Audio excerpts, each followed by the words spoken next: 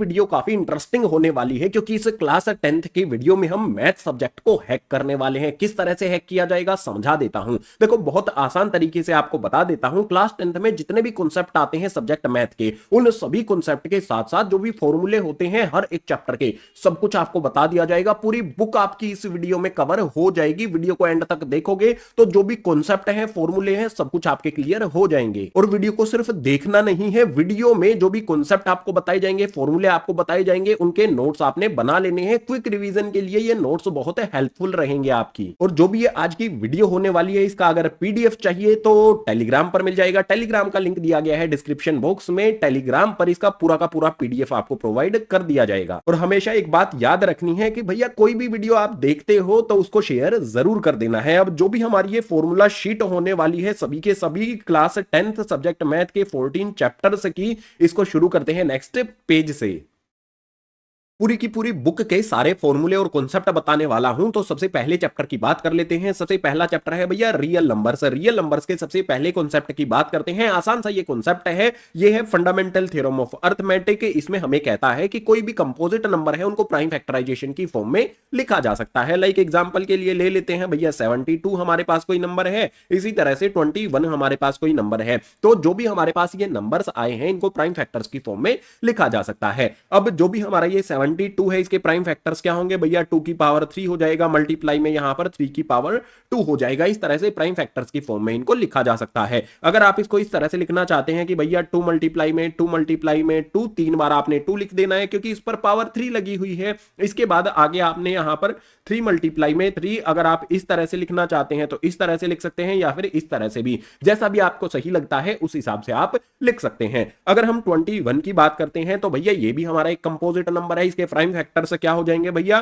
3 into में 7 हो जाएंगे। अब जो भी ये प्राइम फैक्टर से किए गए हैं इन्हीं का यूज करके फाइंड किया जाता है एचसीएफ और एलसीएम को। अब एचसीएफ और एलसीएम कैसे फाइंड किया जाएगा, ये इंपॉर्टेंट पॉइंट है। तो सबसे पहले बात कर लेते हैं भैया एचसीएफ की। जो भी हमारे ये दो नंबर्स हैं 21 और 72, इन दोनों नंबर्स का एचसीएफ कैसे फाइंड किया जाएगा? तरीका क्या होता है इन दोनों का एचसीएफ फाइंड करने का? एचसीएफ में क्या होता है, जो भी प्राइम फैक्टर्स किए गए हैं सबसे पहले तो क्या करना होगा, जो भी दो नंबर या जितने भी नंबर दिए होंगे उनके प्राइम फैक्टर्स करने हैं। उसके बाद जो भी कॉमन आता है, लाइक 3 इसमें आता है और 3 इसमें भी आता है, तो हमें यहां पर 3 इनका एचसीएफ मिल जाएगा। जो भी कॉमन आता है, जो भी कॉमन फैक्टर्स आए हैं उन सभी को आपस में मल्टीप्लाई कर देना है। यहां पर हमारे पास से 1, 3 दोनों में कॉमन आता है, इसके अलावा कुछ भी कॉमन नहीं है, तो यही एचसीएफ हो जाएगा। अगर हम बात करते हैं भैया एलसीएम की, तो एलसीएम इन दोनों नंबर 21 और 72 का क्या हो जाएगा भैया? एलसीएम में हमें क्या करना होता है, जिस पे भी हाईएस्ट पावर होती है, जो ज्यादा बार रिपीट होता है, उन सभी को हमें लेना होता है। लाइक 2 सबसे ज्यादा बार कहां पर आया है? 2 की पावर 3, तो यहां पर क्या लिखा जाएगा? 2 की पावर 3 मल्टीप्लाई में उसके बाद 3 एक बार यहां पर आया और 3 दो बार ऊपर वाले में आया है, तो जिस पर ज्यादा है वो हमें उठाना है। तो यहां पर आ जाएगा हमारे पास, यहां पर 3 होगा और इस पर पावर 2 लगाएंगे। उसके बाद मल्टीप्लाई में जो भी हमारा 7 है इसको भी हमें यहां पर रखना होगा। इन सभी को मल्टीप्लाई कर देंगे तो एलसीएम हमें मिल जाएगा। 2 की पावर 3 ये हो जाता है 8, उसके बाद 3 की पावर 2 ये हो जाता है 9 और 7। ठीक है, यानी कि इन सभी को मल्टीप्लाई तो करना आपको आता है, सभी को मल्टीप्लाई आप करोगे तो 504 यहां पर एलसीएम मिल जाएगा। तो भैया फंडामेंटल थ्योरम ऑफ अर्थमेटिक क्या होती है समझ में आ गया। एचसीएफ कैसे फाइंड करना है, एलसीएम कैसे फाइंड करना है, प्राइम फैक्टराइजेशन मेथड का यूज करके, वो भी एक्सप्लेन मैंने कर दिया है। अब नेक्स्ट पॉइंट यहां पर हमारा आता है कि p डिवाइड्स ए स्क्वायर। अगर हमारे पास कोई नंबर है ए स्क्वायर है, ठीक है, ए हमारा कोई नंबर है उसका स्क्वायर है, p उसको डिवाइड कर सकता है, तो वहां पर क्या होगा, कंडीशन क्या होती है? p also divide a। अगर a स्क्वायर को डिवाइड कर सकता है तो वो a को भी डिवाइड कर सकता है। ये कॉन्सेप्ट है और इस कॉन्सेप्ट का यूज कहां पर होता है भैया? इरेशनलिटी वाले जो क्वेश्चंस होते हैं उनको सोल्व करने में, उनको प्रूव करने में। यहां पर इंपॉर्टेंट बात यह है कि इरेशनलिटी वाला क्वेश्चन गारंटी है 3 नंबर का एग्जाम में, फाइनल एग्जाम में जरूर आएगा। अब ये किस तरह का क्वेश्चन होता है कि लाइक √2 आपको दिया होगा, √3 दिया होगा, √5 दिया होगा, इनको इरेशनल प्रूव करना होता है। और ये दो तरह के क्वेश्चन होते हैं, दो अलग अलग तरीकों से सोल्व किए जाते हैं। हैं। एक तो आपको डायरेक्ट इस तरह से दे दिया जाएगा या फिर आपको इस तरह से भी दिया जा सकता है इरेशनलिटी वाला क्वेश्चन कि लाइक 2 प्लस में √5 यहां पर आपको दिया गया है, इसमें आपको √5 दिया गया है कि भैया इरेशनल है, आपको प्रूव करना है 2 प्लस √5 ये भी हमारा क्या होगा, एक इरेशनल नंबर होगा। दोनों मेथड आपको डिटेल में समझाए गए हैं। जो भी चैप्टर की इंट्रोडक्शन वीडियो है भैया इरेशनलिटी वाला क्वेश्चन कंफर्म कर लेना है, 3 नंबर गारंटी वाला क्वेश्चन यहां से जरूर बनेगा। चैप्टर नंबर 1 जो हमारा है रियल नंबर्स, अगर आप ये सभी कॉन्सेप्ट समझ जाते हो तो इन कॉन्सेप्ट से अलग कुछ भी नहीं आएगा आपके एग्जाम में। चैप्टर नंबर 1 की बात हो गई, मूव करते हैं चैप्टर नंबर 2 के लिए नेक्स्ट पेज पर। चैप्टर नंबर 1 में एक फॉर्मूला और बनता है भैया, वो फॉर्मूला क्या है? फॉर्मूला बहुत सिंपल ये है कि अगर आपको मान लो कोई भी 2 नंबर दिए गए हैं, ठीक है, मान लो हमारे पास जो भी नंबर यहां पर दिया गया है ये ए है और जो भी हमारा बी वाला नंबर है वो यहां पर हमें दिया गया है।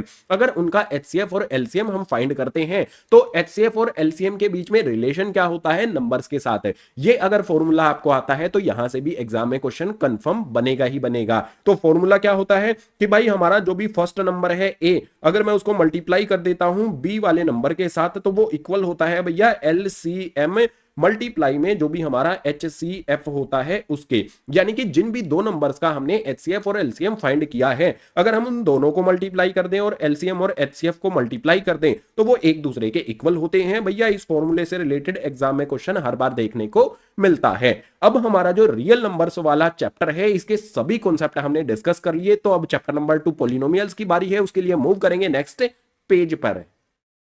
चैप्टर नंबर 2 आता है भैया पॉलिनोमियल्स। पॉलिनोमियल्स में सबसे पहले क्या जरूरत होगी हमें? सबसे पहले पॉइंट में दिया है टाइप्स ऑफ पॉलिनोमियल्स। पॉलिनोमियल्स क्या होते हैं और उसके कुछ टाइप्स भी आपको पता होने चाहिए। जैसे सबसे पहला टाइप है भैया लीनियर पॉलिनोमियल, क्वाड्रेटिक पॉलिनोमियल, उसके बाद है क्यूबिक पॉलिनोमियल। जो भी हमारा लीनियर पॉलिनोमियल होता है इसकी जनरल फॉर्म क्या होती है भैया? ए एक्स प्लस में बी इक्वल्स टू में 0 होता है। क्वाड्रेटिक पॉलिनोमियल की क्या होती है? ए एक्स स्क्वायर प्लस में होता है बी एक्स प्लस में यहां पर सी इक्वल्स टू में 0। और जो भी क्यूबिक पॉलिनोमियल है उसकी क्या होती है? ए एक्स की क्यूब प्लस में यहां पर आ जाता है भैया बी एक्स स्क्वायर, उसके बाद प्लस में आ जाता है सी एक्स प्लस में डी इक्वल्स टू में 0। जो भी ये जनरल फॉर्म है ये आपको पता होनी चाहिए। इसके अलावा जो नेक्स्ट वाला पॉइंट यहां पर दिखेगा डिग्री ऑफ पॉलिनोमियल आपको पता होनी चाहिए। डिग्री ऑफ पॉलिनोमियल यानी कि सबसे बड़ी पावर जो वेरिएबल पर होती है उसको डिग्री ऑफ पॉलिनोमियल कहा जाता है। लीनियर पॉलिनोमियल पे x पर कितनी पावर है? 1 है, तो लीनियर पॉलिनोमियल किसको कहेंगे? जिसकी डिग्री 1 होती है। क्वाड्रेटिक जिसको कहेंगे उस पर पावर 2 होती है और क्यूबिक में पावर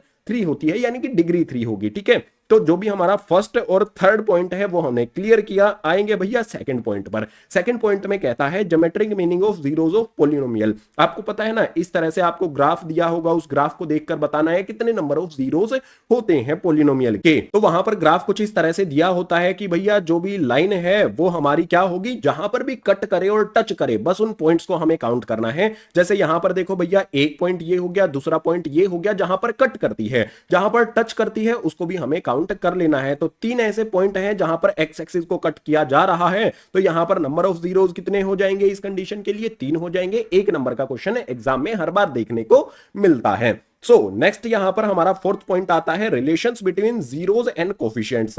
आपको पता है ना जीरोस क्या होते हैं भैया? अल्फा होते हैं, ठीक है, दूसरे जीरो को बीटा कहा जाता है। और कोफिशिएंट्स हमारे क्या होते हैं भैया? कोफिशिएंट्स हमारे ए बी और सी होते हैं। जो भी यहां पर जनरल फॉर्म दिख रही है आपको, इसमें ए बी और सी क्या है?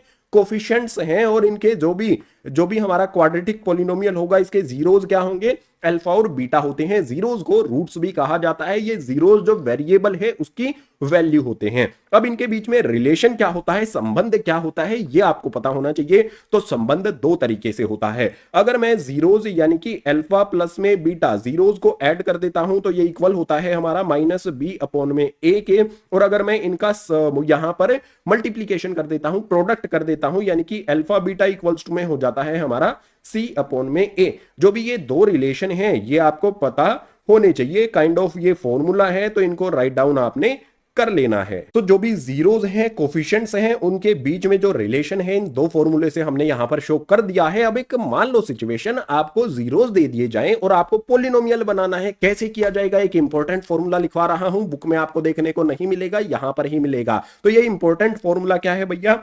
आपको क्या करना होगा, जो भी जीरोस दिए गए हैं ना, उन जीरोस की वैल्यू को पुट करना होगा इस फॉर्मूले में और पॉलिनोमियल आप बना लोगे। तो फॉर्मूला क्या होता है भैया? यहां पर आ जाएगा हमारे पास x², उसके बाद माइनस में यहां पर आ जाएगा अल्फा प्लस में बीटा, उसके बाद हमारे पास एक्स, देन प्लस में यहां पर आ जाएगा अल्फा इंटू में बीटा इक्वल हो जाएगा ये 0 के। जो भी हमारा ये वाला फॉर्मूला है इसका यूज किस कंडीशन में किया जाता है, जब हमें जीरोस दिए गए होते हैं और हमें पोलिनोमियल फाइंड करना होता है। तो इंपॉर्टेंट फॉर्मूला, इसको राइट डाउन आपने कर लेना है। भैया इससे भी अलग आगे कुछ आता है पॉलिनोमियल्स में, बिल्कुल आता है, वो आप क्लास 9th में पढ़ चुके हो, वही चीजें और आपको पता होनी चाहिए। कौन सी चीजें हैं? क्लास 9th में पॉलिनोमियल्स चैप्टर में आपने कई सारे फॉर्मूले पढ़े थे, वो फॉर्मूले भी आपको याद होने चाहिए। अगर याद नहीं है, भूल गए हो, तो भैया मैं हूं ना, रिकैप करा देता हूं, रिवाइज करा देता हूं। नेक्स्ट पेज पर जो अदर फॉर्मूले हैं उनकी भी एक क्विक रिवीजन आपको करा देता हूं। पॉलिनोमियल्स में यहां पर कुछ फॉर्मूले मैंने लिख दिए हैं। जो भी फॉर्मूले आपके सामने लिखे गए हैं, इन सभी फॉर्मूलों को आपने क्लास 9th में याद भी किया होगा, इनका यूज भी किया होगा, ये अच्छी तरह से आपने रटे भी होंगे। इन केस कोई डाउट है तो यहां से आप क्लियर कर सकते हो। इन फॉर्मूलों के बारे में कुछ भी एक्सप्लेन करने वाला बिल्कुल भी नहीं हूं। फॉर्मूले आपके सामने लिखे हैं, क्लास 9th में आपको ये एक्सप्लेन किए गए थे, तो इनको एक क्विक रिवाइज कर लो और इनको राइट डाउन कर लो फिर से, क्योंकि इनका यूज क्लास 10th में भी होने वाला है और आगे जो क्लासेज आएंगी उनमें भी इनका यूज आपको देखने को जरूर मिलेगा। तो ये परमानेंट लिखकर कहीं चिपका लो। चैप्टर नंबर 2 पॉलिनोमियल्स में जो हमने पीछे वाले पेज पर चीजें समझी और इस वाले पेज पर जो हमने फॉर्मूले समझे, सारे कॉन्सेप्ट कवर हमने यहां पर कर लिए हैं। तो अब बारी आएगी chapter number 3 pair of linear equation in 2 variables की। उसके लिए मूव करेंगे नेक्स्ट पेज पर। चैप्टर नंबर 3 आता है pair of linear equations in 2 variables. सबसे पहला पॉइंट इसमें रहेगा जनरल फॉर्म ऑफ इक्वेशन। जो भी पेयर होता है इक्वेशंस का, उसकी जनरल फॉर्म क्या होती है, तो फटाफट से आपको बता देता हूं भैया। a1x, उसके बाद आ जाता है b1, यहां पर आ जाएगा हमारे पास y, देन प्लस में आ जाएगा हमारे पास c1 इक्वल्स टू में 0। एक इक्वेशन है, लेकिन यहां पर इक्वेशंस का पेयर आपको देखने को मिलेगा। तो दूसरी इक्वेशन किस फॉर्म में होगी भैया? दूसरी इक्वेशन कुछ इस तरह से आपको दी होगी। यहां पर a2x हो जाएगा, उसके बाद प्लस में हमारे पास b2y हो जाएगा, देन प्लस में हमारे पास c2 इक्वल्स टू में हो जाएगा 0। अब यहां पर जो भी हमारा a1 b1 c1 a2 b2 c2 है, इनका रेशियो जो है ना, मतलब जो भी हमारे कोफिशिएंट है उनका रेशियो हम कंपेयर करते हैं और पता लगाते हैं कि लाइन से इंटरसेक्टिंग होंगी, कोइंसिडेंट होंगी या फिर पैरेलल लाइंस होंगी। अब यहां पर एक पॉइंट और समझ लेते हैं कि अगर लाइन से इंटरसेक्ट करती हैं, कोइंसिडेंट होती हैं या फिर पैरेलल होती हैं, तो लाइंस का सॉल्यूशन किस तरह से होगा। लाइन का एक सॉल्यूशन, मतलब जो भी इक्वेशन है उसका यूनिक सॉल्यूशन होगा या फिर अलग अलग सॉल्यूशन मिल जाएंगे हमें, या फिर सॉल्यूशन मिलेंगे ही नहीं, ये बातें हमें समझनी होंगी। तो भैया इंटरसेक्टिंग लाइंस में वन सॉल्यूशन होता है, यानी कि लाइंस एक दूसरे को इंटरसेक्ट करती हैं, एक ही पॉइंट पर इंटरसेक्ट करती हैं, तो सिर्फ एक ही सॉल्यूशन होता है। उसके बाद कोइंसिडेंट लाइंस की बारी आ जाती है, तो भैया मैनी सॉल्यूशन, यानी कि जो भी हमारी एक लाइन होती है उसी के ऊपर दूसरी लाइन भी आ जाती है, हर जगह पर सॉल्यूशन होता है, यानी कि इनफाइनाइटली मैनी सॉल्यूशंस भी हम बोल सकते हैं। उसके बाद आता है भैया पैरेलल लाइन से, एक लाइन हो गई, दूसरी लाइन हो गई, ये एक दूसरे को कहीं पर भी मीट नहीं करती हैं, कहीं पर भी एक दूसरे से नहीं मिलती हैं, तो इसमें क्या हो जाएगा भैया? नो सॉल्यूशन, कोई भी सॉल्यूशन नहीं होता है। अब हमें कैसे पता चलेगा भाई? जो भी हमारे पास a1 b1 c1 a2 b2 c2 है, इनको कंपेयर करके हम ये पता लगा सकते हैं कि इंटरसेक्टिंग लाइन कब होंगी, कोइंसिडेंट कब होंगी और पैरेलल कब होंगी। कंडीशन क्या होगी भाई? इंटरसेक्टिंग लाइंस जो हमारी हैं, अगर हमारे पास इस तरह से दिया हो a1 अपॉन में a2 रेशियोज को कंपेयर करके हम देखेंगे और b1 अपॉन में b2, अगर ये रेशियो हमारे एक दूसरे के इक्वल नहीं आए हैं, तो लाइंस किस तरह की हो जाएंगी? इंटरसेक्टिंग लाइंस, और सिर्फ एक ही सॉल्यूशन प्राप्त होगा हमें। उसके बाद बात करें अगर हम कोइंसिडेंट लाइंस की, तो भैया कोइंसिडेंट लाइंस में जो ये रेशियो है वो क्या होता है भाई? a1 अपॉन में a2 ये इक्वल होता है हमारे पास b1 अपॉन में b2 के, और ये इक्वल होता है हमारे पास भैया c1 अपॉन में C2 के। तो यहां पर जो भी हमारे ये तीनों रेशियोज हैं एक दूसरे के इक्वल होते हैं। अगर तीनों रेशियोज एक दूसरे के इक्वल हमें मिल जाते हैं तो सिंपल आपने क्या समझना है? कोइंसिडेंट लाइंस होंगी और इनफाइनाइटली मेनी सॉल्यूशंस हो जाएंगे। इसके अलावा भैया पैरेलल लाइंस के लिए रेशियोज क्या आएंगी? भैया पैरेलल लाइंस के लिए जो रेशियोज है वो किस तरह से आता है? a1 अपॉन में a2 ये इक्वल होता है भैया b1 अपॉन में b2, बट नॉट इक्वल ये होता है हमारा c1 अपॉन में C2 के। जो भी हमारा A1 अपॉन A2 है और B1 अपॉन B2 है, सिर्फ ये दोनों एक दूसरे के इक्वल होने चाहिए और C1 अपॉन C2 के इक्वल नहीं है, तो लाइंस कैसी हो जाएंगी भाई? पैरेलल लाइंस हो जाएंगी और इस कंडीशन में कोई भी सॉल्यूशन नहीं मिलता है। अब यहां पर जो सिस्टम ऑफ इक्वेशंस होता है वो भी हमें जानना बहुत जरूरी है। फर्स्ट वाली कंडीशन जो इंटरसेक्टिंग लाइंस होती हैं, इसमें सिस्टम ऑफ इक्वेशन कंसिस्टेंट होता है, तो वही यहां पर लिख दिया गया है। ठीक है, अगर हमें ये कंडीशन मिलती है तो सिस्टम ऑफ इक्वेशन कंसिस्टेंट हो जाएगा, या फिर ये भी कह सकते हैं इंटरसेक्टिंग लाइन लाइंस अगर होंगी तो सिस्टम ऑफ इक्वेशन कंसिस्टेंट हो जाएगा। और कोइंसिडेंट जो लाइंस होती हैं भैया, इसमें क्या होगा, कंसिस्टेंट होगा, साथ में डिपेंडेंट भी होगा। ये बात आपको ध्यान रखनी है। जो डिपेंडेंट है वो किसमें होता है भाई, कोइंसिडेंट लाइंस में होता है। डिपेंडेंट भी होता है और कंसिस्टेंट सिस्टम ऑफ इक्वेशंस होती हैं। इसके बाद पैरेलल लाइंस हो या फिर इस तरह से रेशियो हमारा आ जाए तो हमारा क्या हो जाएगा नेक्स्ट भाई, इनकंसिस्टेंट सिस्टम ऑफ इक्वेशंस हो जाता है। तो भैया आपको यहां पर कुछ चीजें समझ लेनी है। Intersecting lines one solution, ratio आपका ये आएगा और कंसिस्टेंट सिस्टम ऑफ इक्वेशन यहां पर होता है। दूसरा point, coincident lines many solutions होंगे, रेशियो आपका ये आएगा और consistent and dependent system of equation यहां पर होता है। उसके बाद थर्ड में यहां पर पैरेलल लाइंस होती हैं, कोई भी सॉल्यूशन नहीं होता है, रेशियो आपके सामने है और इनकंसिस्टेंट सिस्टम ऑफ इक्वेशन यहां पर होता है। ये सिंपल चीजें आपको समझ लेनी है। एनसीईआरटी बुक में टेबल दिया गया है, उससे भी आप ये चीजें समझ सकते हैं। इसके अलावा आपको सब्स्टिट्यूशन मेथड आना चाहिए भाई। सब्स्टिट्यूशन मेथड बहुत डिटेल में आपको बताया गया है। एलिमिनेशन मेथड जो है वो भी बहुत डिटेल में आपको इंट्रोडक्शन वाली वीडियो में समझाया गया है। अगर आप ये सारी चीजें कर लेते हो और इन सभी के साथ साथ आपको ग्राफ ड्रॉ करना आता है, ग्राफ वाला क्वेश्चन इस चैप्टर से कंफर्म है, आएगा ही आएगा। ठीक है, ग्राफ ड्रॉ करने के लिए क्या करना है, आपको जो भी इक्वेशन दी होगी भैया, इस तरह से आपने बॉक्स बना के दो सॉल्यूशन फाइंड कर लेने हैं एंड जस्ट ग्राफ प्लॉट कर देना है। ग्राफ पर उन पॉइंट्स को प्लॉट कर देना है, ग्राफ ड्रॉ हो जाएगा, आसानी से आपको नंबर मिल जाएंगे। तो अगर आपको ये सारी चीजें आती हैं चैप्टर नंबर 3 में, इनसे अलग कुछ भी नहीं आने वाला है आपके एग्जाम्स में। इंपॉर्टेंट पॉइंट जो है वो मैंने आपको यहां पर बता दिए हैं। सब्स्टिट्यूशन और एलिमिनेशन मेथड भी आपको याद रखना है। किस तरह से ये मेथड जो है, इनके स्टेप्स हैं, वो आपको फॉलो करने आने चाहिए। नेक्स्ट आता है चैप्टर नंबर 4, जिसका नाम है भैया क्वाड्रेटिक इक्वेशन। क्वाड्रेटिक इक्वेशंस को हम चैप्टर नंबर 2 पॉलिनोमियल्स में भी समझ चुके हैं, तो ये चैप्टर ज्यादा डिफिकल्ट नहीं लगेगा, लेकिन यहां पर एक एड ऑन चीज जो होकर आती है वो आपको समझनी पड़ेगी। सबसे पहले क्वाड्रेटिक इक्वेशन की जनरल फॉर्म क्या होती है, पॉलिनोमियल में भी मैंने आपको बताई थी। ये होता है हमारे पास यहां पर ax², उसके बाद प्लस में हमारे पास bx आ जाता है, then plus c equals to में 0। ये इसकी जनरल फॉर्म होती है। अब इस इक्वेशन को, जो भी हमारी क्वाड्रेटिक इक्वेशन होती है, उसको सोल्व करने के दो तरीके होते हैं। पहला तरीका होगा भैया फैक्टराइजेशन मेथड। फैक्टराइजेशन मेथड में क्या होता है, जो मिडिल टर्म होती है उसको स्प्लिट करके सोल्व करते हैं। बहुत डिटेल में आपको क्लास 9th में भी ये तरीका सिखाया था। क्लास 10th के इंट्रोडक्शन वाली वीडियो जो है इस चैप्टर की, उसमें भी आपको बताया गया है।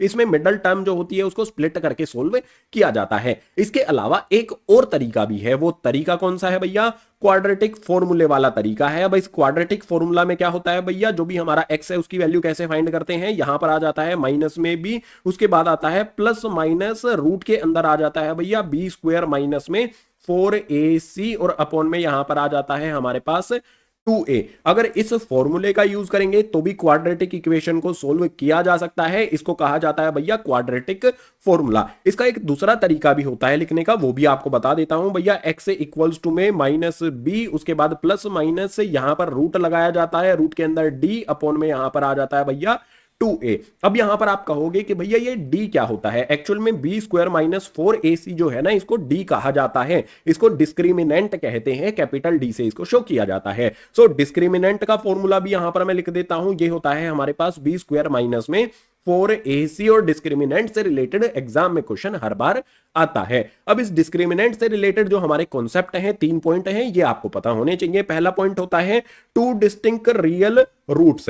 कोई भी हमारे पास इस तरह से क्वाड्रेटिक इक्वेशन दी होगी तो उसके अलग अलग डिस्टिंक्ट रियल रूट्स होंगे। कब होंगे, उसके लिए कंडीशन क्या होगी, तो भाई कंडीशन क्या होनी चाहिए, d जो है ना वो ग्रेटर देन 0 होना चाहिए। अगर d की वैल्यू मतलब b² माइनस 4ac इसमें हमने पुट कर दिया और जो भी वैल्यू आई है वो 0 से अगर बड़ी है तो 2 डिस्टिंक्ट रियल रूट्स हमें मिलेंगे। इसके बाद नेक्स्ट हमारा क्या है यहां पर भैया, 2 इक्वल रूट्स। अगर हमारे पास d इक्वल होगा 0 के तो हमारे जो रूट्स होंगे, जो x की वैल्यू हमें मिलेगी, वो दोनों वैल्यूज एक दूसरे के इक्वल हमें मिलती है। इसके बाद नेक्स्ट यहां पर क्या होता है भाई, नो रियल रूट्स। ऐसी कौन सी कंडीशन होगी जिसमें कोई भी रियल रूट नहीं मिलेगा, जब d स्मॉलर देन 0 होगा। 0 से छोटा यानी कि माइनस में अगर d की वैल्यू मिल जाती है तो कोई भी रियल रूट नहीं मिलेंगे हमें, जो भी क्वाड्रेटिक इक्वेशन दी होगी उसके लिए। तो यहां पर इंपॉर्टेंट बातें क्या क्या है भैया, फैक्टराइजेशन मेथड आपको पता होना चाहिए, क्वाड्रेटिक फॉर्मूला आपने राइट डाउन कर लेना है और डिस्क्रिमिनेंट का फॉर्मूला भी राइट डाउन कर लेना है। उसके लिए 3 कंडीशन जो होती हैं ये भी आपने लर्न कर लेनी है। यहां से क्वेश्चन जरूर बनेगा आपके एग्जाम के लिए। चैप्टर नंबर 4 के इन सभी कॉन्सेप्ट को अगर आप कर लेते हो तो इनसे अलग एग्जाम में कुछ भी नहीं आने वाला है। ये कॉन्सेप्ट क्लियर करो और चैप्टर नंबर 4 में जितने भी क्वेश्चन हैं उनको आसानी से सोल्व आप कर सकते हो। अब चैप्टर नंबर 5 अर्थमेटिक प्रोग्रेशन यानी कि एपी की बारी आती है, उसके लिए मूव करते हैं नेक्स्ट पेज पर।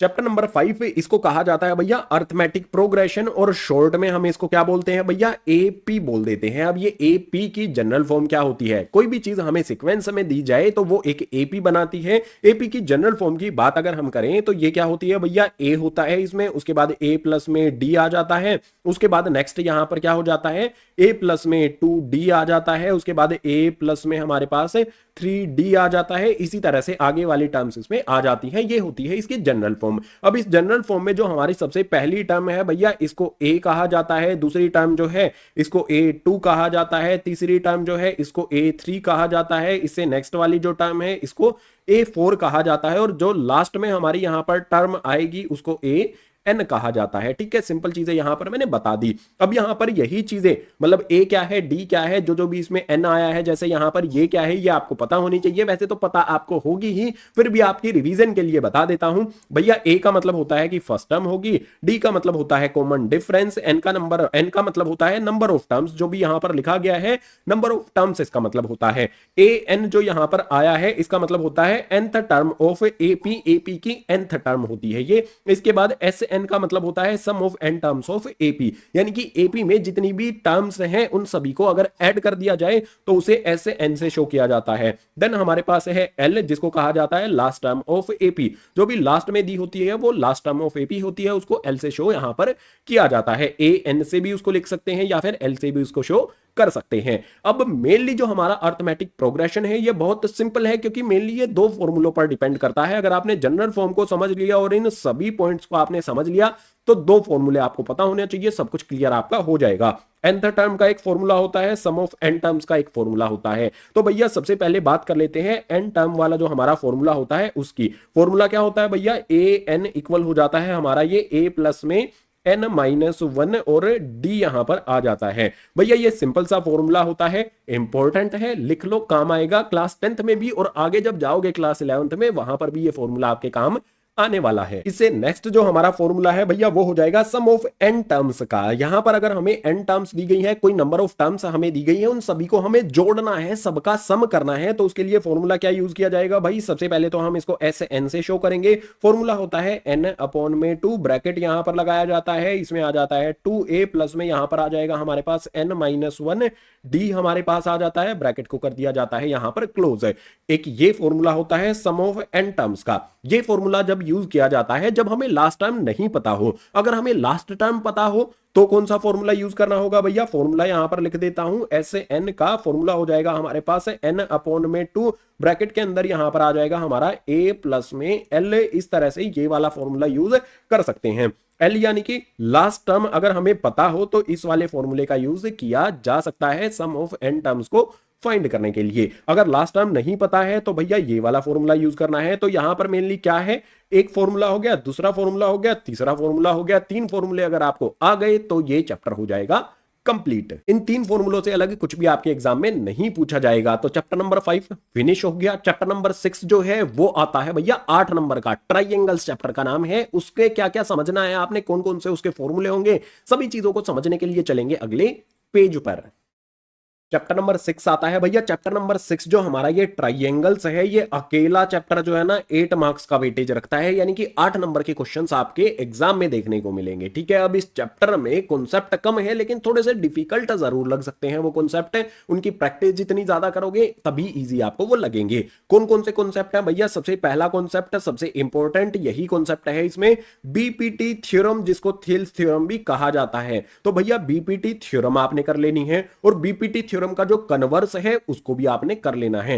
दोनों थ्योरम की डेडिकेटेड वीडियो ग्रीन बोर्ड पर आपको प्रोवाइड की गई है, तो आपको सर्च कर लेना है यूट्यूब पर BPT theorem by green board, converse of BPT theorem by green board, video आपको मिल जाएगी, वहां से इन दोनों थ्योरम्स को क्लियर कर लेना है। उसके बाद आपको क्या समझना है कि भाई सिमिलर फिगर्स क्या होते हैं। मान लो हमारे पास एक ये सर्किल है, एक दूसरा सर्किल है, तो क्या ये सिमिलर फिगर्स हैं, ये कॉन्सेप्ट आपको क्लियर होना चाहिए कि सिमिलर फिगर्स क्या होते हैं एंड सिमिलर ट्राइंगल्स वाला कॉन्सेप्ट उसके बाद शुरू हो जाता है। सिमिलर ट्राइंगल्स में आपको जो क्राइटेरिया है वो समझना है। कौन कौन सा क्राइटेरिया होता है सिमिलर फिगर्स के लिए, सिमिलर ट्राइंगल्स के लिए एंगल एंगल क्राइटेरिया होता है, एंगल एंगल एंगल क्राइटेरिया होता है, साइड एंगल साइड क्राइटेरिया होता है और साइड साइड साइड क्राइटेरिया ये होता है। जब भी हम साइड साइड साइड क्राइटेरिया की बात करते हैं या फिर जहां पर भी साइड इन्वॉल्व हो जाती है तो वहां पर हमें साइड्स का रेशियो लिखना होता है। लाइक एग्जांपल के लिए मेरे पास दो ट्राइंगल है, ठीक है, ये एक ट्राइंगल हो गया मेरे पास, ये एक दूसरा ट्राइंगल मेरे पास हो गया। मान लेते हैं ये मेरे पास क्या है भैया ए बी सी है और ये भी मेरे पास क्या है भैया पी क्यू आर है। इस तरह से मेरे ये ट्राइंगल है।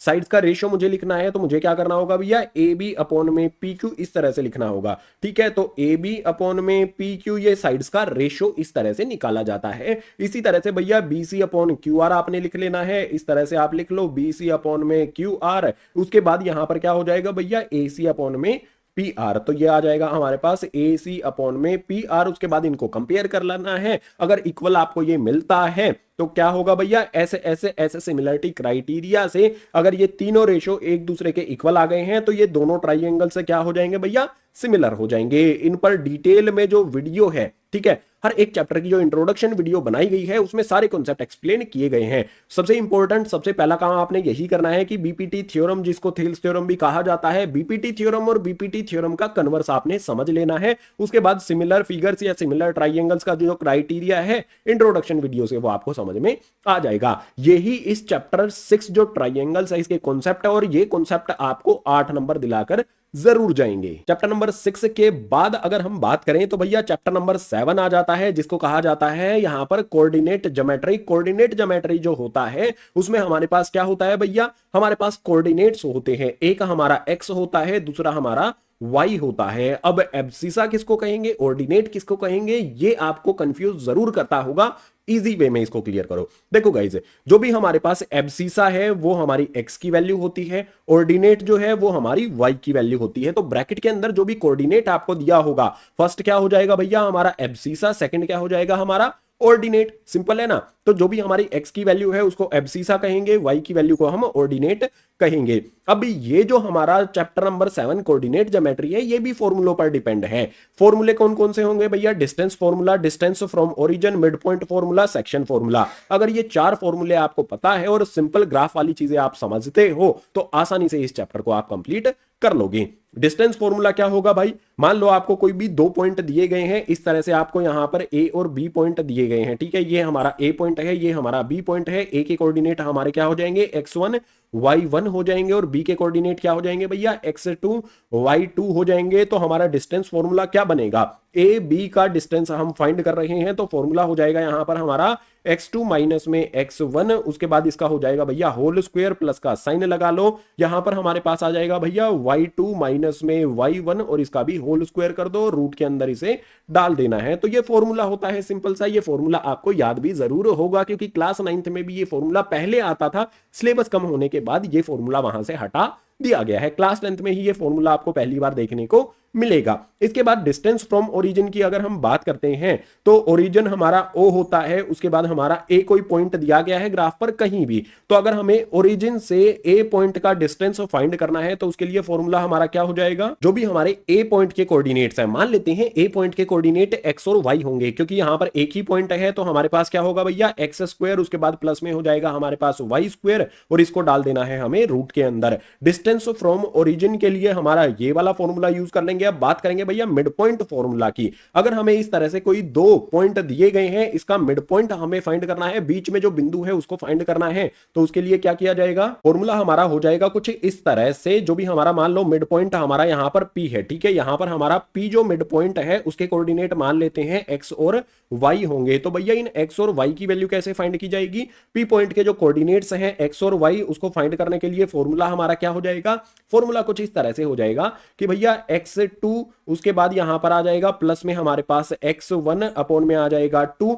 इसी तरह से यहां पर हम आगे क्या करेंगे भाई y2, उसके बाद प्लस में हमारे पास y1 अपॉन में 2, ये हमारा फॉर्मूला बन जाएगा। तो जो जो भी फॉर्मूले मैं आपको बता रहा हूं इनको राइट डाउन कर लो, इन्हीं से आपकी जो प्रॉब्लम्स हैं, क्वेश्चंस हैं, वो सोल्व होने वाले हैं। अब बात करेंगे भैया सेक्शन फॉर्मूले की। सेक्शन फॉर्मूले में क्या होता है, जो भी हमारी कोई लाइन दी होती है इसको रेशियो में डिवाइड करता है कोई पॉइंट P हमारा, ठीक है। तो मान लेते हैं इस तरफ हमारा M है और इस तरफ हमारा N है, M और N रेशियो में ये डिवाइड करता है। तो सेक्शन फॉर्मूला आपको लिखना पड़ेगा उसके लिए। अब सेक्शन फॉर्मूला जो लिखोगे ना उसमें बच्चे कंफ्यूज हो जाते हैं, कुछ चीजों को लेके कंफ्यूज वो रहते हैं। उस कंफ्यूजन को एक ट्रिक से सोल्व करा देता हूं आपकी। जो आपका यहां पर मिड पॉइंट वाला फॉर्मूला लिखा है ना, जस्ट आपने क्या करना है, x2 के साथ यहां पर m और यहां पर n इसमें मल्टीप्लाई कर देना है, ठीक है। जिस भी रेशियो में ये डिवाइड होता है ना वो आपने इसमें मल्टीप्लाई कर देना है। तो जो भी हमारा यहां पर p पॉइंट होगा उसके कोऑर्डिनेट्स हमारे क्या होंगे भैया, x y होंगे। अगर यहां पर किसी रेशियो में होता है तो हमारा फॉर्मूला क्या बनेगा,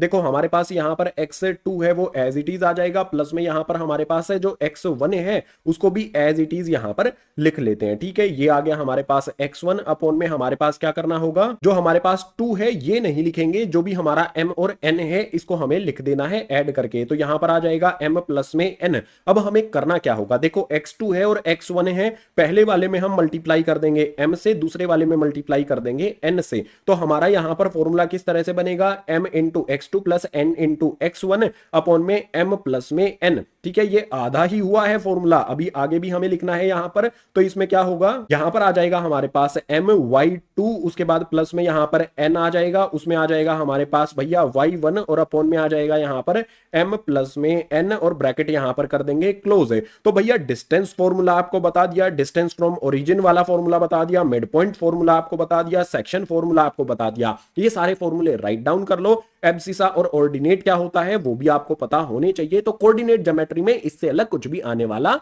नहीं है। अगर फॉर्मूला आपको सही से विजिबल नहीं है तो मैं अपने आप को थोड़ा सा छोटा कर देता हूं। अब आई थिंक फॉर्मूला आपको सही तरह से विजिबल हो गया होगा। अब इससे नेक्स्ट जो चैप्टर है ना वो आता है भैया ट्रिग्नोमेट्री, जो सबसे डिफिकल्ट लगता है स्टूडेंट्स को, लेकिन समझ लोगे ना अगर कॉन्सेप्ट को तो ट्रिग्नोमेट्री भी डिफिकल्ट नहीं लगेगा। अब उसमें कौन कौन से फॉर्मूले हैं, आइडेंटिटीज हैं, उन सभी को समझने के लिए मूव करते हैं नेक्स्ट पेज पर। चैप्टर नंबर 8 आ जाता है ट्रिग्नोमेट्री, और ट्रिग्नोमेट्री 7 नंबर का वेटेज रखेगा आपके एग्जाम में। अब इस चैप्टर में मतलब ट्रिग्नोमेट्री क्लास 10th में पहली बार आपके सामने आता है, तो चैप्टर का नाम रखा जाता है इंट्रोडक्शन टू ट्रिग्नोमेट्री। और इस ट्रिग्नोमेट्री में सबसे पहला पॉइंट जो आपको समझना है वो होगा भैया पाइथागोरस थ्योरम। पाइथागोरस थ्योरम क्या होती है, हाइपोटेनियस का स्क्वायर इक्वल होता है बेस स्क्वायर प्लस में परपेंडिकुलर स्क्वायर। जो भी हाइपोटेनियस है उसको कैपिटल H से डिनोट किया जाता है, बेस को B से और परपेंडिकुलर को P से। अब जो भी हमारी ये ट्रिग्नोमेट्री है इसमें ट्रिग्नोमेट्रिक रेशियोज होते हैं, उन रेशियोज को याद करने की एक ट्रिक आपको बताई गई थी। भाई ट्रिक क्या है, पंडित है, उसके बाद पंडित बद्री प्रसाद क्या करते हैं भैया, हर हर बोलते हैं, ठीक है। पंडित बद्री प्रसाद हर हर बोले और सोना चांदी तोले, इस तरह से आपको ट्रिक बताई गई थी। कुछ बच्चे इस ट्रिक को इस तरह से भी याद रखते हैं कि पापा बीड़ी पियोगे, हाँ हाँ बेटा, इस तरह से याद रखते हैं। लेकिन भैया ये कुछ टाइम तक चलेगा, लाइफ टाइम जो ये ट्रिक रहेगी वो इसी तरह से रहेगी, पंडित बद्री प्रसाद हर हर बोले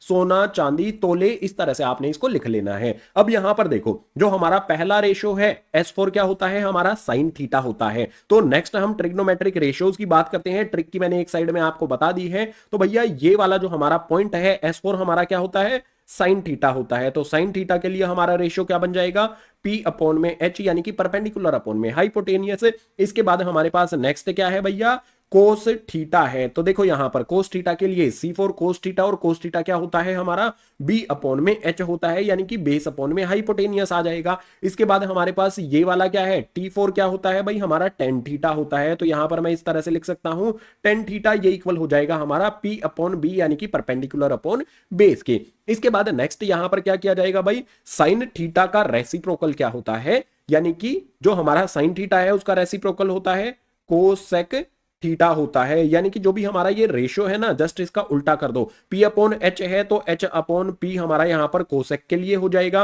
उसके बाद यहां पर जो हमारा सेक थीटा है वो किसका रेसिप्रोकल होता है भाई, कोस थीटा का होता है। यानी कि b अपॉन में h है तो इसका उल्टा कर दो, हमारा यहां पर h अपॉन b कर देते हैं तो ये सेक थीटा के लिए हो जाएगा, और कोट थीटा जो है वो टेन थीटा का रेसिप्रोकल होता है, तो यहां पर आ जाएगा कोट थीटा इक्वल्स टू में परपेंडिकुलर अपॉन बेस है तो इसको हम कहेंगे भैया बेस अपॉन में परपेंडिकुलर। इन डिटेल में आपको कुछ चीजें बता देता हूं, जैसे यहां पर मतलब ये ट्रिग्नोमेट्रिक रेशियोज तो हमारे यहां पर हमने लिख लिए हैं, ये आपको याद रखने हैं, और ट्रिक मैंने बता दी है, पंडित बद्री प्रसाद हर हर बोले सोना चांदी तोले, इस तरह से आप इनको याद कर सकते हो। अब इनसे एडिशनल कुछ चीजें और आपको पता होनी चाहिए भैया, वो एडिशनल चीजें क्या है कि जो भी हमारा यहां पर होता है कि भैया टेन थीटा जो है ना वो किसके इक्वल होता है, हमारा साइन थीटा अपॉन में यहां पर आ जाएगा हमारे पास कोस थीटा। बिल्कुल इसी तरह से यहां पर नेक्स्ट फिर से बता देता हूं मैं आपको कुछ अलग, तो यहां पर हमारा कोट थीटा जो है वो क्या हो जाएगा, जो भी हमारा टेन और कोट है वो मैंने बताया ना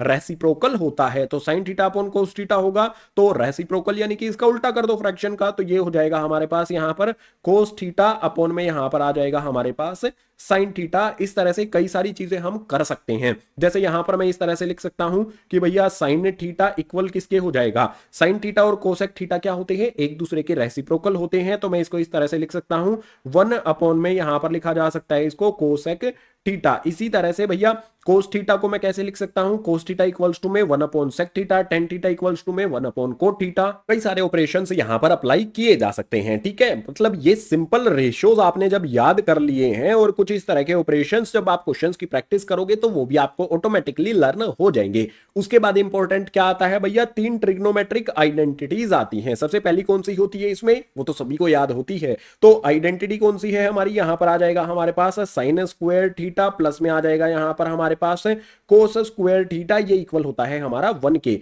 ये पहली आइडेंटिटी होती है। उसके बाद नेक्स्ट वाली आइडेंटिटी कौन सी होती है भैया, यहां पर आ जाता है 1 प्लस में उसके बाद आ जाता है टेन स्क्वायर थीटा, ये इक्वल हो जाता है हमारा यहां पर सेक स्क्वायर थीटा के, ठीक है। ये हमारी सेकंड आइडेंटिटी हो जाती है। इसके बाद नेक्स्ट क्या होगा हमारा, यहां पर 1 प्लस में आ जाएगा यहां पर भैया कोट स्क्वायर थीटा, ये इक्वल हो जाता है हमारा यहां पर कोसेक, ठीक है। यहां पर आ जाएगा कोसेक स्क्वायर थीटा।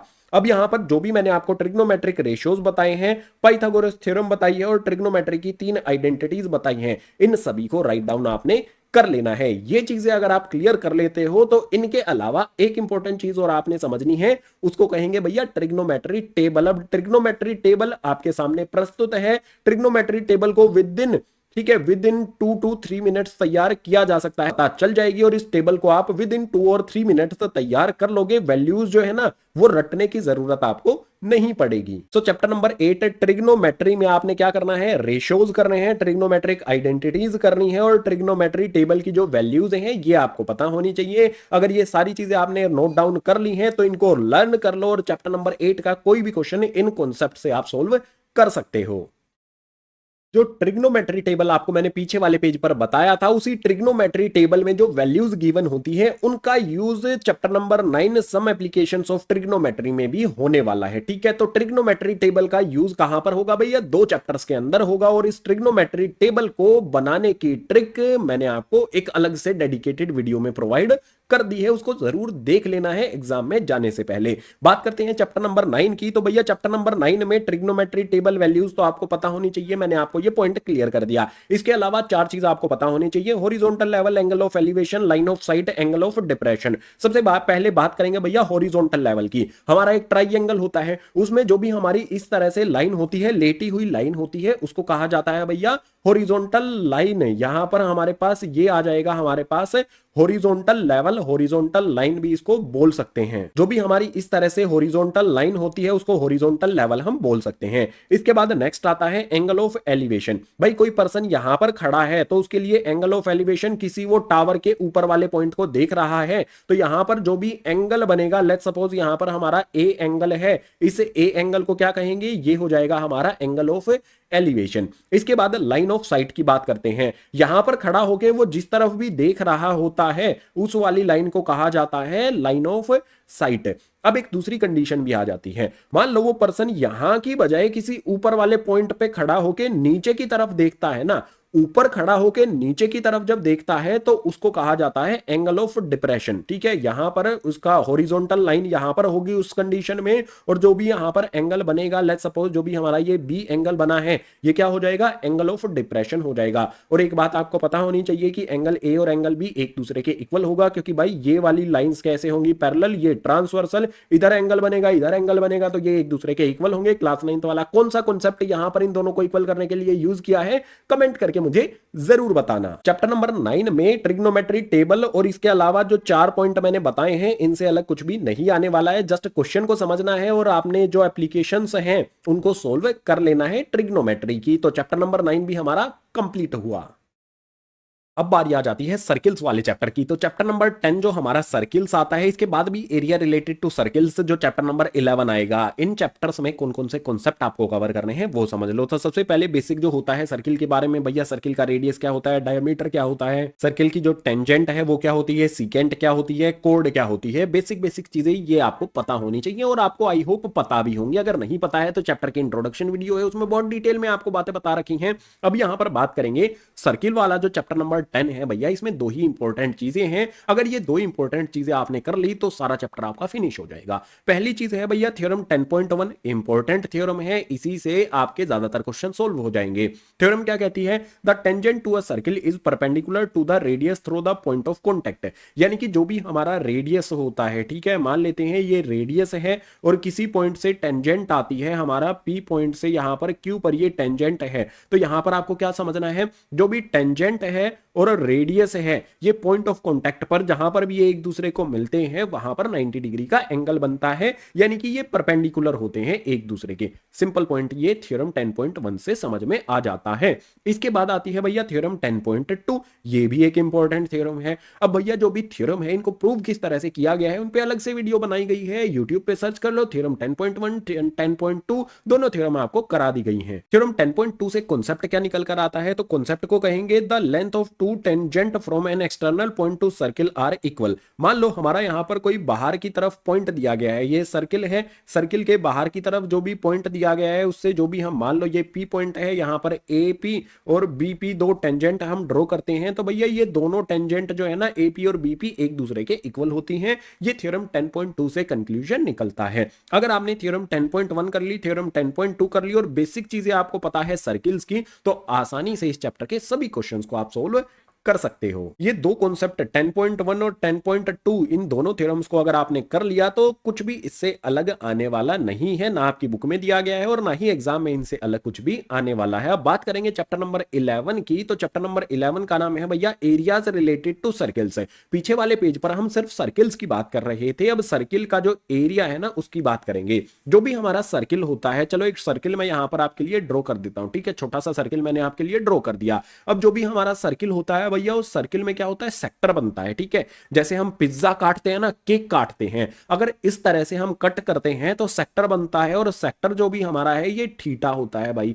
जो भी हमारा छोटा वाला है उसको माइनर सेक्टर कहते हैं, बड़े वाले को मेजर सेक्टर कहते हैं। अगर हमें माइनर सेक्टर का एरिया फाइंड करना है तो फॉर्मूला क्या हो जाएगा हमारा, थीटा अपॉन में यहां पर आ जाएगा 360 डिग्री, इंटू में हो जाएगा हमारा यहां पर पाई आर स्क्वायर। ये चीजें आपको पता होनी चाहिए। इसके अलावा आपको अगर मेजर सेक्टर का एरिया फाइंड करना है तो फॉर्मूला इसके लिए क्या हो जाएगा भाई, यहां पर आ जाएगा हमारा 360 डिग्री, माइनस में यहां पर आ जाएगा थीटा, अपॉन में आ जाएगा हमारे पास 360 डिग्री, मल्टीप्लाई में यहां पर हो जाएगा हमारा पाई आर का स्क्वायर। इसके अलावा जो भी हमारा सर्किल का सरकमफ्रेंस होता है उसका फॉर्मूला भी आपको पता होना चाहिए। तो यहां पर मैं लिख देता हूं सरकमफ्रेंस ऑफ सर्किल जो हमारा होता है उसका फॉर्मूला होता है 2 पाई आर, ठीक है। ये फॉर्मूला भी आपने राइट डाउन कर लेना है। अगर हमें आर्क की लेंथ फाइंड करनी है तो इसमें क्या कर देना है, थीटा अपॉन 360 से मल्टीप्लाई कर देना है, तो आर्क की लेंथ भी वहां से आपको मिल जाएगी। इसके बाद बात करेंगे नेक्स्ट यहां पर area of segment of circle की। अगर भैया सर्किल को कॉर्ड कट करती है ना, अभी यहां पर एक कंडीशन में हमने क्या किया है, सेक्टर वाले पार्ट को हमने यहां पर शो किया, इसको एक साइड में कर देता हूं मैं, एक और सर्किल यहां पर मैं ड्रॉ कर देता हूं, ठीक है। जो भी मेरा ये सेकंड वाला सर्किल है, मान लेते हैं यहां पर ये कॉर्ड है इसकी ए बी, ठीक है, यहां पर ये कोड ए भी इसको कट करती है, तो दो सेगमेंट बनते हैं। एक छोटा सेगमेंट होता है जिसको माइनर कहेंगे, बड़े वाले को मेजर कहेंगे। इनका एरिया भी हमें फाइंड करना आना चाहिए। फॉर्मूला कैसे बनेगा उस चीज को समझो। जो भी यहां पर हमारा सेगमेंट बना है, ये सेगमेंट में अगर हम यहां पर सेंटर ऑफ सर्किल से ए और बी को कनेक्ट कर देते हैं तो हमारे पास यहां पर क्या आएगा भाई, देखो ये तो हमारा क्या हो गया, सेक्टर हो गया। सेक्टर में से हमें ट्राइंगल को सब्ट्रैक्ट करना होगा, तो हमारा फॉर्मूला कुछ इस तरह से बनेगा। एरिया ऑफ माइनर सेगमेंट हमें फाइंड करना है, तो यहां पर लिखा जाएगा हमारे पास एरिया ऑफ माइनर सेक्टर। जो भी हमारा यहां पर ये सेक्टर बना है माइनर वाला सेक्टर, इस एरिया ऑफ माइनर सेक्टर में से हमें क्या करना होगा, ये हमारा ओ पॉइंट हो जाता है। ठीक है, ये ओ ए बी हमारा ट्राइंगल हो जाता है, इसको हमें सब्ट्रैक्ट करना है। तो माइनस में यहां पर आ जाएगा area of triangle O A B. जो भी हमारा यहां पर सेक्टर है भैया, इस सेक्टर में से हम क्या करते हैं, ट्राइंगल का एरिया सब्ट्रैक्ट कर देते हैं, तो जो भी हमारा माइनर सेगमेंट है वो हमें मिल जाता है। अब यहां पर हम माइनर सेगमेंट का एरिया तो इस तरह से फाइंड कर सकते हैं।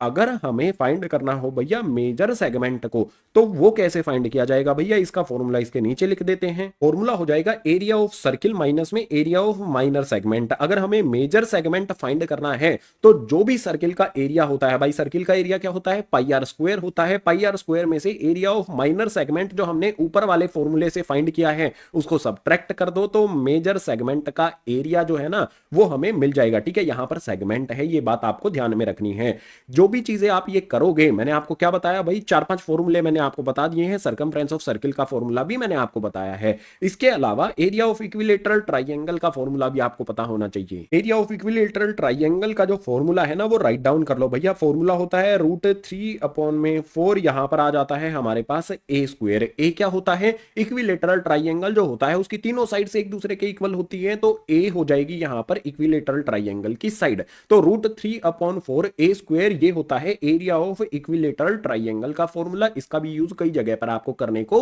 मिलेगा इस वाले चैप्टर में स्पेशली। चैप्टर नंबर 11 के इन सभी फॉर्मूलों को राइट डाउन करके प्रैक्टिस करनी पड़ेगी। अगर प्रैक्टिस भी साथ में कर लोगे तो बहुत आसान तरीके से इस चैप्टर के सभी क्वेश्चंस को आप सोल्व कर लोगे। चैप्टर नंबर 11 फिनिश हुआ, अभी हमारे 3 चैप्टर और बचे हैं। चैप्टर नंबर 12, 13, 14, उनमें हमारे कौन कौन से फॉर्मूले हैं उनको समझने के लिए मूव करते हैं अगले पेज पर। चैप्टर नंबर 12 आता है सरफेस एरियाज एंड वॉल्यूम। भैया इसमें बहुत सारे फॉर्मूले आते हैं, टोटल आपके 6 फिगर्स होते हैं, तो इनके फॉर्मूले आपको पता होने चाहिए। सबसे पहले फिगर की बात करते हैं, तो ये होता है भैया हमारा क्यूब। जो भी क्यूब होता है उसकी एक साइड जो है इसको ए कहा जाता है, और इसके 3 फॉर्मूले आपको पता होने चाहिए। CSA यानी कि कर्व्ड सरफेस एरिया, इसको लेटरल सरफेस एरिया भी कहा जाता है। TSA यानी कि टोटल सरफेस एरिया, और वॉल्यूम। बात करेंगे सबसे पहले CSA की, तो फॉर्मूला बनेगा 4a² वाला। TSA यानी कि टोटल सरफेस एरिया, तो ये हो जाता है 6a²। वॉल्यूम की बात करें तो ये हो जाता है हमारा a⁻3। ठीक है, तो 3 फॉर्मूले याद कर लो, आसान आसान से हैं, याद आपको पहले से भी ये होंगे जरूर है। बात करेंगे नेक्स्ट यहां पर क्यूबॉइड की। क्यूबॉइड में हमारे पास भैया 3 चीजें होती हैं। क्यूबॉइड में लेंथ होती है, ब्रेथ होती है और हाइट होती है। जो माचिस की डिब्बी होती है वो क्यूबॉइड होती है। तो इसमें यहां पर हम सबसे पहले बात करेंगे कर्व्ड सरफेस एरिया की। कर्व्ड सरफेस एरिया का फॉर्मूला क्या होता है, 2h ब्रैकेट के अंदर आता है भैया L प्लस में यहां पर आ जाता है B। कर्व्ड सरफेस एरिया या फिर लेटरल सरफेस एरिया इसको हम बोल सकते हैं। बात करते हैं भैया टोटल सरफेस एरिया की, तो ये हो जाता है यहां पर भैया 2, उसके बाद आता है लेंथ ब्रेथ, उसके बाद प्लस में आता है ब्रेथ हाइट, और उसके बाद प्लस में आ जाता है हाइट लेंथ। ये फॉर्मूला हो जाता है total surface area of cuboid का। वॉल्यूम की बात करें तो सबसे आसान सा फॉर्मूला होता है, जस्ट क्या करना है, लेंथ ब्रेथ और हाइट जो होती है इन तीनों को मल्टीप्लाई कर देना है, तो ये फॉर्मूला हमारा बन जाता है वॉल्यूम ऑफ क्यूबॉइड का। तो क्यूबॉइड के जो भी फॉर्मूले थे सारे आपको एक्सप्लेन कर दिया। अब जो आगे वाले 2 फिगर्स आने वाले हैं उनके फॉर्मूले की बात करते हैं। आगे हमारे पास यहां पर सिलेंडर आता है और कोन आता है। तो भैया सिलेंडर में सबसे पहले CSA, TSA और वॉल्यूम, इन तीनों पर बात करते हैं। कर्व्ड सरफेस एरिया जिसको लिटरल सरफेस एरिया भी कहा जाता है, इसका फॉर्मूला हो जाएगा भैया 2 पाई, उसके बाद R और H यहां पर आ जाएगा। ठीक है, CSA ऑफ सिलेंडर या फिर literal surface area of cylinder का फॉर्मूला आपके सामने लिख दिया। टोटल सरफेस एरिया की बात करते हैं। टोटल सरफेस एरिया के लिए हमारा फॉर्मूला हो जाएगा 2 पाई आ जाएगा, इसमें यहां पर R आ जाएगा और ब्रैकेट के अंदर रेडियस और हाइट को ऐड किया जाता है। ये होता है total surface area of cylinder का। और इसके बाद वॉल्यूम की बारी आ जाती है, तो वॉल्यूम होता है यहां पर पाई आर स्क्वायर एच। ठीक है, सिंपल सिंपल आपके सामने यहां पर तीन फॉर्मूले रख दिए गए हैं सिलेंडर के। ये सिलेंडर के फॉर्मूले बहुत काम आने वाले हैं आपके। इसके बाद जो नेक्स्ट फिगर हमारा आता है भैया, इसको कहा जाता है कोन। और कोन में हमारे पास क्या चीजें होती हैं भैया, यहां पर रेडियस होता है, यहां पर स्लैंट हाइट होती है, एल इसको कहा जाता है, और हाइट होती है, इसको एच कहा जाता है। अगर इसके कर्व्ड सरफेस एरिया की बात करें तो ये होता है हमारे पास pi R L. Total surface area की बात करें तो ये होता है हमारे पास पाई आर, और ब्रैकेट के अंदर आ जाता है भैया आर प्लस में एल आ जाता है। ठीक है, अब वॉल्यूम की बात करते हैं तो वॉल्यूम का फॉर्मूला आपने चुरा लेना है सिलेंडर वाला, और उसमें 1/3 को मल्टीप्लाई कर देना है। यानी कि फॉर्मूला कुछ इस तरह से बनेगा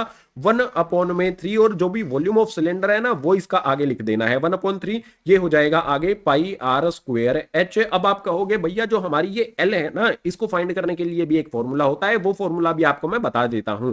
तो स्लैंट हाइट इसको कहा जाता है भैया एल, स्मॉल एल से इसको डिनोट किया जाता है। इसका फॉर्मूला होता है भैया आर स्क्वायर, उसके बाद प्लस में एच का स्क्वायर, और इनको रूट के अंदर डाला जाता है तो हमें एल यानी कि स्लैंट हाइट मिलती है। सिलेंडर और कोन वाले जितने भी फॉर्मूले हैं इस वाले पेज पर मैंने लिख दिए। अब स्फेयर और हेमिस्फेयर वाले फॉर्मूले हैं, उनके लिए आ गए हैं हम नेक्स्ट पेज पर। बात करते हैं यहां पर भैया स्फेयर की। तो स्फेयर में एक बात आप समझ लो, स्फेयर जो होता है ना उसका एक ही सरफेस एरिया होता है। तो यहां पर कर्व्ड सरफेस एरिया और टोटल सरफेस एरिया दोनों के लिए एक ही फॉर्मूला यूज किया जाता है, क्योंकि जो स्फेयर होता है उसमें सिर्फ एक ही सरफेस होता है, और ये फॉर्मूला होता है 4 पाई आर स्क्वायर। ठीक है, फॉर्मूला हो जाएगा 4 पाई आर स्क्वायर। इसके बाद वॉल्यूम की बात करते हैं तो वॉल्यूम हो जाता है इसका यहां पर 4/3, यहां पर आ जाएगा पाई आर की क्यूब होता है। जब वॉल्यूम फाइंड करते हैं तो वहां पर आर की क्यूब होती है। जो भी स्फेयर है उसके दो फॉर्मूले आते हैं स्फेयर में। इसके बाद हेमिस्फेयर की बात करते हैं तो हेमिस्फेयर में आप देखो, एक तो ऊपर वाला सरफेस हो गया और एक ये राउंड वाला सरफेस है। तो दो अलग अलग सरफेस यहां पर होते हैं। कर्व्ड सरफेस एरिया और टोटल सरफेस एरिया जो है इनके अलग अलग फॉर्मूले बनेंगे। कर्व्ड सरफेस एरिया का फॉर्मूला होता है भैया 2 पाई, यहां पर आ जाएगा आर का स्क्वायर। टोटल सरफेस एरिया का फॉर्मूला हो जाएगा 3 पाई आर का स्क्वायर। वॉल्यूम जो है इसका होता है 2 में यहां पर आ जाता है भैया 3, और पाई आर की क्यूब यहां पर आ जाता है। तो स्फेयर और हेमिस्फेयर जो है ये फॉर्मूले भी आपको एक्सप्लेन कर दिए हैं। जो भी आपको ये फॉर्मूले बताए गए हैं, क्यूब क्यूबॉइड के फॉर्मूले, उसके बाद सिलेंडर का, कोन के, और स्फेयर और हेमिस्फेयर के, अगर आपने ये फॉर्मूले याद कर लिए हैं तो जस्ट इन फॉर्मूलों से अलग सरफेस एरिया एंड वॉल्यूम में कुछ भी नहीं आने वाला है। इन फॉर्मूलों को अच्छी तरह से याद करके क्वेश्चंस को सोल्व करो, आसानी से एग्जाम वाले क्वेश्चंस भी सोल्व कर पाओगे, बुक वाले क्वेश्चंस भी आप इजीली सोल्व कर पाओगे। चैप्टर नंबर 12 के सारे फॉर्मूले मैंने आपको राइट डाउन करा दिए हैं। इन फॉर्मूलों को लिख के चिपका लो कहीं पर जहां से आपको ये इजीली याद हो जाएं। चैप्टर नंबर 13 आता है स्टैटिस्टिक्स से। ये चैप्टर थोड़ा सा डिटेल में आपको समझना पड़ेगा। आपको मैं रेकमेंड करूंगा स्टैटिस्टिक्स की जो भी इंट्रोडक्शन वाली वीडियो बनाई गई है उसको देखो। ठीक है, अगर उसको नहीं देखना है, जस्ट रिवाइज करना है, तो मैं आपको फॉर्मूले बता देता हूं। मीन फाइंड करना जो होता है भैया, उसके 3 मेथड होते हैं, तीनों मेथड तुम्हें आने चाहिए। इसके अलावा मीडियन और मोड जो है उनका एक एक तरीका होता है, उनके लिए फॉर्मूला भी यहां पर एक्सप्लेन मैं कर दूंगा। सो मीन फाइंड करने का पहला तरीका होता है डायरेक्ट मेथड, जिसमें क्या किया जाता है भैया, इसके लिए फॉर्मूला क्या होता है, सिग्मा यहां पर आता है F I x I upon में यहां पर आ जाता है सिग्मा एफ आई। ये फॉर्मूला होता है भाई डायरेक्ट मेथड के लिए। ठीक है, बहुत सिंपल सा फॉर्मूला है। दूसरा मेथड होता है मीन फाइंड करने का। अगर डेटा ज्यादा बड़ा दिया गया है, वैल्यू ज्यादा बड़ी हमें मिल रही है, तो उसके लिए एज्यूम्ड मीन मेथड का यूज किया जाता है, और इसमें फॉर्मूला आएगा ए प्लस में आ जाता है, उसके बाद ब्रैकेट लगाया जाता है बेसिकली, उसके बाद यहां पर आ जाता है हमारे पास एफ आई डी आई, और डिनोमिनेटर में यहां पर आता है एफ आई। उसके बाद इस तरह से इसको क्लोज कर दिया जाता है। यहां पर आप sigma F I D I भी कर सकते हो, सिग्मा एफ आई भी कर सकते हो। बेसिकली यही हमारा फॉर्मूला बनता है एज्यूम्ड मीन मेथड के लिए। इसको करेक्ट करके लिख सकते हैं हम इस तरह से, बिल्कुल जैसा आप कहोगे कि भैया इस तरह से हमारा लिख सकते हैं क्या, कि sigma F I D I upon में यहां पर आ जाएगा हमारे पास सिग्मा एफ आई। तो अब बिल्कुल इस तरह से हम इसको लिख सकते हैं। नेक्स्ट यहां पर स्टेप डेविएशन मेथड की बात करेंगे। तो भैया स्टेप डेविएशन मेथड के लिए फॉर्मूला यहां पर लिखता हूं। इसका फॉर्मूला कुछ इस तरह से होता है भैया, यहां पर आ जाता है ए, उसके बाद यहां पर प्लस का साइन लगा करके ब्रैकेट के अंदर आता है हमारा यहां पर सिग्मा एफ आई यू आई आता है यहां पर। ठीक है, तो एफ आई यू आई, उसके बाद यहां पर आ जाता है हमारे पास sigma F I bracket close करके इनटू में मल्टीप्लाई होता है यहाँ पर एच, इस तरह से जो हमारा फॉर्मूला होता है स्टेप डेविएशन मेथड का। आपको ये तीन फॉर्मूले, ये तीनों मेथड बहुत डिटेल में अगर समझने हैं तो इन पे अलग अलग वीडियो बनाई गई है भाई, उनको देख लेना, या फिर चैप्टर जो भी हमारा ये है चैप्टर नंबर 13 स्टैटिस्टिक्स, इस चैप्टर के इंट्रोडक्शन वाली वीडियो देखोगे तो ये तीनों मेथड आपके क्लियर हो जाएंगे। बात करते हैं अब भैया मीडियन की। मीडियन में हमारा फॉर्मूला कुछ इस तरह से होता है, एल उसके बाद आता है हमारा ब्रैकेट यहां पर लगाया जाता है बड़ा सा, यहां पर आता है हमारा एन अपॉन में 2, माइनस में आता है यहां पर क्यूमुलेटिव फ्रीक्वेंसी यानी कि सी एफ, अपॉन में यहां पर हमारी फ्रीक्वेंसी आती है, ब्रैकेट क्लोज किया जाता है, मल्टीप्लाई में यहां पर आता है भैया एच। ये फॉर्मूला होता है भैया मीडियन के लिए। अब आपको ये समझना है अगर कि भैया एल क्या होता है, एच क्या होता है, सी एफ क्या होता है, एन क्या होता है, एफ क्या होता है, तो इसीलिए मैं आपको कह रहा हूं कि स्टैटिस्टिक्स की जो इंट्रोडक्शन वाली वीडियो है वो आपको देखनी पड़ेगी, ठीक है। इसके बाद बात करते हैं भैया मोड की। मोड के लिए हमारा फॉर्मूला कुछ इस तरह से होता है, एल प्लस में फिर यहां पर एक बड़ा सा ब्रैकेट हमें लगाना होता है, फॉर्मूला यहां पर आता है भैया F1 माइनस में यहां पर आ जाता है भैया F0, उसके बाद डिनोमिनेटर जो है ना वहां पर क्या करना होता है, जो भी हमारा F1 होता है उसका डबल करते हैं, यानी कि 2 इंटू में F1 माइनस में यहां पर होता है F0 और माइनस में यहां पर होता है हमारा F2, उसके बाद ब्रैकेट हमारा क्लोज करते हैं और मल्टीप्लाई में हमारे पास H आ जाता है। तो भैया मीन फाइंड करने के लिए मैंने आपको तीन अलग अलग मेथड और फॉर्मूले बताए, मीडियन का फॉर्मूला बता दिया, मोड का फॉर्मूला बता दिया, इनको राइट डाउन करो, दीवार पर चिपकाओ, नोट्स इनके बना लेने हैं। चैप्टर नंबर 13 स्टैटिस्टिक्स के ये फॉर्मूले एक ही पेज पर मैंने आपको प्रोवाइड कर दिया। अब एक चैप्टर बचा है प्रोबेबिलिटी, उसको समझने के लिए मूव करेंगे नेक्स्ट पेज पर। लास्ट चैप्टर आ जाता है जिसका नाम है प्रोबेबिलिटी। आसान सा ये चैप्टर है लेकिन पॉइंट्स ध्यान से समझ लेने तभी आप सही कर पाओगे इस चैप्टर को। तो इसमें हमारे पास आता है भैया प्रोबेबिलिटी ऑफ श्योर इवेंट। सबसे पहले प्रोबेबिलिटी वाला एक फॉर्मूला होता है, वो आपको बाद में बताया जाएगा। प्रोबेबिलिटी ऑफ श्योर इवेंट जो है वो क्या होता है भैया, 1 के इक्वल होता है। उसके बाद है प्रोबेबिलिटी ऑफ इम्पॉसिबल इवेंट, जो इम्पॉसिबल इवेंट की प्रोबेबिलिटी है वो 0 होती है। तो भैया जो भी प्रोबेबिलिटी होगी ना वो 0 और 1 के बीच में होती है, ये आपको पता होनी चाहिए, ठीक है। सो जो भी हमारी प्रोबेबिलिटी होती है, ठीक है, नेक्स्ट पॉइंट में हमारा यही समझने वाले हैं कि किसी भी इवेंट होने की प्रोबेबिलिटी जो है वो 0 जो है उससे तो बड़ी होगी एंड 1 से वो छोटी होगी या फिर 1 के इक्वल, इस तरह से कंडीशन होती है प्रोबेबिलिटी ऑफ एन इवेंट की। अब भैया प्रोबेबिलिटी ऑफ इवेंट का फॉर्मूला आपको पता ही होगा, प्रोबेबिलिटी ऑफ ई। यहां पर अगर हम फॉर्मूला लिखते हैं तो फॉर्मूला क्या होता है, number of times event happen upon में टोटल नंबर ऑफ इवेंट्स। बहुत आसान सा ये फॉर्मूला होता है। अब क्लास 10th में अगर तुम आए हो तो प्रोबेबिलिटी एक नेक्स्ट स्टेप पर भी आ जाती है। नेक्स्ट स्टेप क्या होता है, नेक्स्ट लेवल क्या होता है भैया, कॉम्प्लीमेंट्री इवेंट होता है। अब ये कॉम्प्लीमेंट्री इवेंट क्या होता है, कॉम्प्लीमेंट्री इवेंट को जो है ना वो इस तरह से डिनोट किया जाता है, PE है और इस E पर बार लगा होता है, ऊपर इस तरह से एक लाइन सी लगी होती है। इसका मतलब होता है probability of an complementary event. Complementary event की प्रोबेबिलिटी की बात की जाती है। तो यहां पर जो कॉम्प्लीमेंट्री इवेंट है इसको कैसे फाइंड किया जाता है, प्रोबेबिलिटी ऑफ कॉम्प्लीमेंट्री इवेंट, इसका फॉर्मूला बनेगा number of times event not happen upon में टोटल नंबर ऑफ इवेंट्स। जिस जो भी इवेंट है वो कितनी बार नहीं हुआ है ना वो हमें ऊपर रखना है और टोटल नंबर ऑफ इवेंट्स जो है ना वो हमें नीचे रखना है। तो कॉम्प्लीमेंट्री इवेंट की प्रोबेबिलिटी हमें मिल जाती है। जो भी चैप्टर्स के मैंने आपको कॉन्सेप्ट बताए हैं, अगर हर एक कॉन्सेप्ट को डिटेल में समझना है तो सभी चैप्टर्स के इंट्रोडक्शन वाली वीडियो जरूर देख लेनी है। और इस वाली वीडियो में जो भी चैप्टर वाइज मैंने आपको फॉर्मूला और कॉन्सेप्ट एक्सप्लेन किया है वहां से नोट्स बना लेने हैं क्विक रिवीजन के लिए। ये नोट्स आपको टॉपर बना देंगे, क्विक रिवीजन आप इनसे कर सकते हैं, हर एक कॉन्सेप्ट को बहुत जल्दी से आप समझ सकते हैं। तो क्लास 10th में टोटल 14 ही चैप्टर थे, सभी के कॉन्सेप्ट और फॉर्मूले हमने डिस्कस कर लिए हैं। तो उम्मीद करता हूं जो भी वीडियो है वो आपको पसंद आई होगी, ये काफी हेल्पफुल रही होगी। अगर रही है तो वीडियो को लाइक कर देना है, अपने क्लासमेट्स के साथ शेयर जरूर कर देना है। जितने भी नए स्टूडेंट्स आए हैं भैया चैनल को सब्सक्राइब कर लो। क्लास 10th की, मैथ की, साइंस की या अदर सब्जेक्ट की जो भी वीडियोस हैं इसी तरह से चैनल पर आती रहेंगी और आपकी क्लास 10th में जो भी मार्क्स हैं वो आपके ज्यादा बनाने की हमारा प्रयास हमेशा रहेगा। तो इस वीडियो में इतना ही, मैं मिलूंगा आपसे इसी तरह की नेक्स्ट एजुकेशनल वीडियो में।